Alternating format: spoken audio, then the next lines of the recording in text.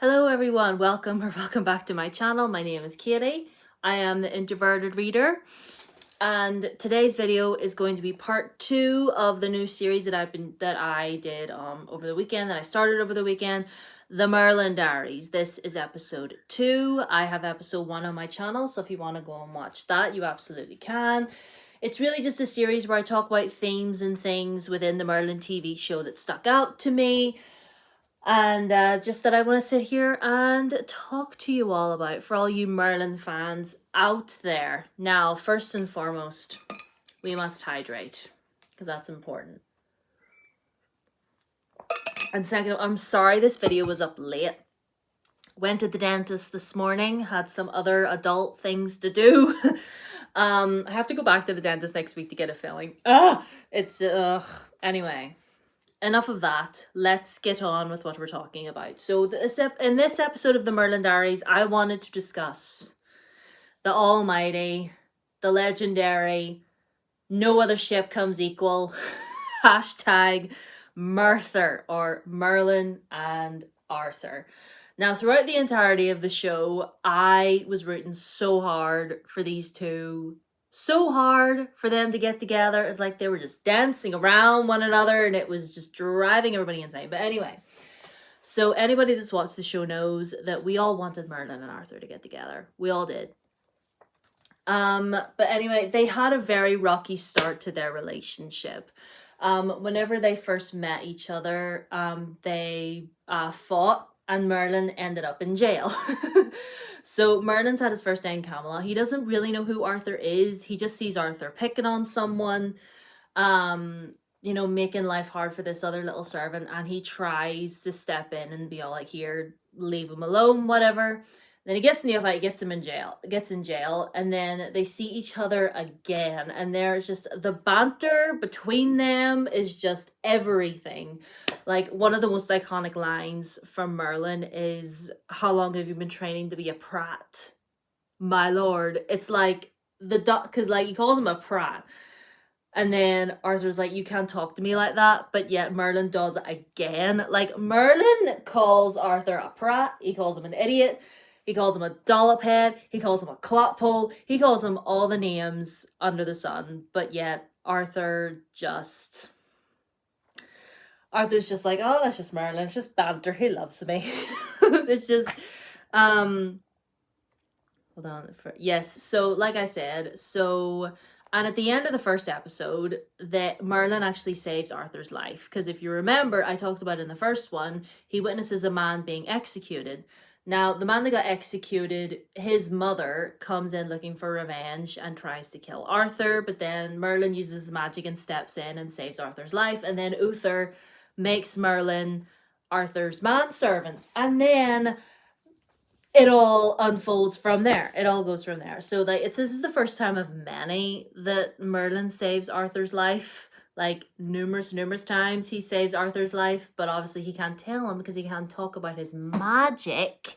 He has to keep his magic a secret, which I go a little bit more in depth about the magic and the secrecy and how it's literally just gay rights and all that in the first episode of this series. And like, these two are everything. They fight and bitter like an old married couple, and it's adorable. Like, you watch episode after episode of just the banter, and you see, like, as it goes on, like, Arthur's like walls coming down. Like, Merlin fully changes Arthur as a person, because whenever you first meet Arthur in the first seasons, whatever, he's the spoiled prince, like, does what he likes when he likes, doesn't really care all that much. He's really arrogant. He's really just, he's a young man, living in a castle, living his life. And, Merlin comes along, and I believe through their relationship, Merlin fully teaches Arthur about humility. Because, anytime they're anywhere together and Arthur has a difficult decision to make, about anything, like when it comes to him being a prince or what he wants to represent to his people, it's always Merlin that's there as like his moral compass to be all like, no, this is what you should do, this is what you need to think about and all this. And as well, even though he is quite arrogant and stuff in the beginning, it's, and you know, like I just said, his walls come down around Merlin, and Merlin starts to see him as more than just the spoiled prince, and Arthur learns to see Merlin as more than just a servant. You know, their relationship blossoms, and it's beautiful. Like, Merlin sees that Arthur really does carry a burden, and it's just like, he wants to live up to his father's expectations, but then at the same time, there are certain things that his father does where Arthur doesn't agree with. There's numerous times as the show goes on that Arthur really doesn't want to do what his father is telling him, but at the end of the day, he's still the prince. While his father's still alive, he's still the king, so he has to go through his orders, and a lot of times it's really, really painful, and it's really just, but yeah, they do grow to see each other as equals by the end of it. Even though, yes, Arthur does still order Merlin around, but Merlin does it with a smile. It's all good. And like, I fully believe the two of them are soulmates. I fully believe, like, whether you want to believe that in the romantic sense, I mean, I kind of do. I definitely do, you know, but like, even as platonic soulmates, it would still be completely valid, you know. But obviously, if you watch the show, you see how much they love each other. Do you know what I mean? And it's just like, this has to be more than just friendship. Like, it's so obvious that it was meant to be so much more than just friendship. Because if you follow me on TikTok, which you should follow me on TikTok, it's down in the description.